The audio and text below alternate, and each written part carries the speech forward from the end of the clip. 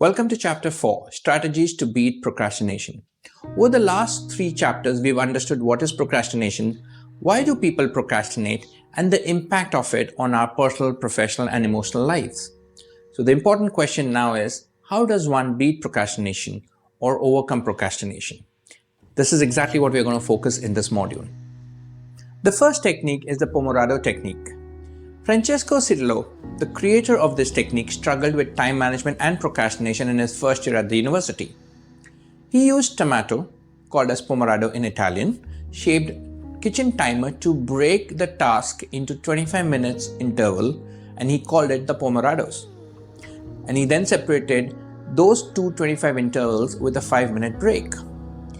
Every 4 pomodoros or chunks of work, he would actually take a longer break. By doing so, he was able to actually break his procrastination cycle and turning it into a game, sort of an activity.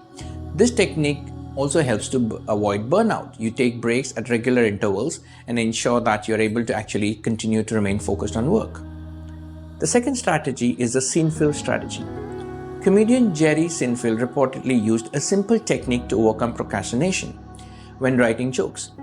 Seinfeld suggested getting a big wall calendar that has the whole year on one page and hanging it on a wall that you can actually see it day in and day out. The next step is to get a magic red marker. For each day that he would do the task, he would mark a big red X on that day. After a few days, he starts to see a pattern of crosses and he would call it as a chain. And the trick now is not to break the chain. So this is actually using a visual motivation to gamify the task and actually ensure that you remain focused on your task and don't procrastinate. The third method, the David Allen's Getting Things Done or GTD method.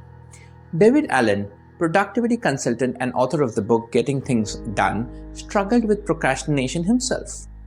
His method involved writing down all the tasks that needs to be completed, breaking them into actionable tasks, and then prioritizing the work basis the importance of each of those tasks. This method can help to overcome the overwhelm that is often associated with large tasks of work, which then leads to procrastination. A similar technique called solar flaring technique also involves breaking the task into smaller chunks that are so ridiculously small that there is very little resistance to actually not do it. And that's how you actually get the momentum, and each of those small tasks over a period of time starts to actually see the task getting completed in its totality. This reduces the fear of doing large tasks, which then consumes large amount of time, and that's where the overwhelming feeling comes from. The fourth technique is the gamification technique or the process of releasing dopamine. Every pleasant experience that we have makes us release dopamine and we get a kick. Video game makers and the online game makers have actually mastered this art of dopamine release process, and that's how they continue to get us hooked onto the screens for much longer than we should actually be. Now imagine if the same was to apply to our day-to-day task where we get hooked onto it and we just don't feel like moving out of it. Wouldn't that do wonders? That's the gamification of tasks. Jane McGonigal has actually built on this concept of gamification to cultivate new powers of recovery and resilience in everyday life's simple by adopting a more gameful mindset. Just like as video games, where one individual completes a first level, gets to the second level, there is some motivation or a reward to get to the next level where the challenge gets more and more challenging, and ultimately you're in a pursuit of a reward, a trophy, or a treasure, or a princess.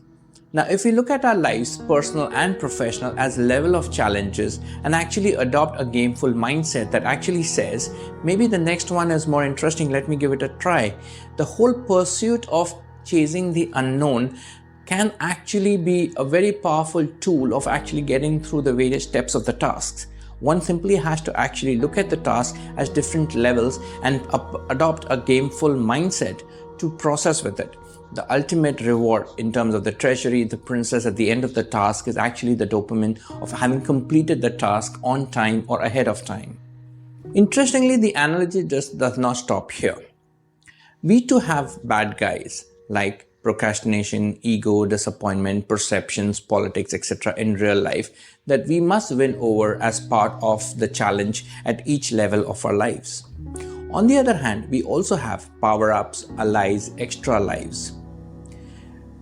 While extra life doesn't exist in real sense, there's always an opportunity to start something fresh once there's a failure, and that itself is as good as an extra life in the game of life, right?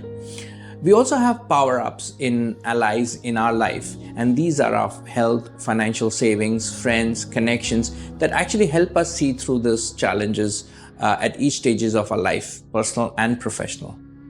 What Jane has so powerfully explained for life in general can be applied to micro tasks as well that we usually tend to procrastinate.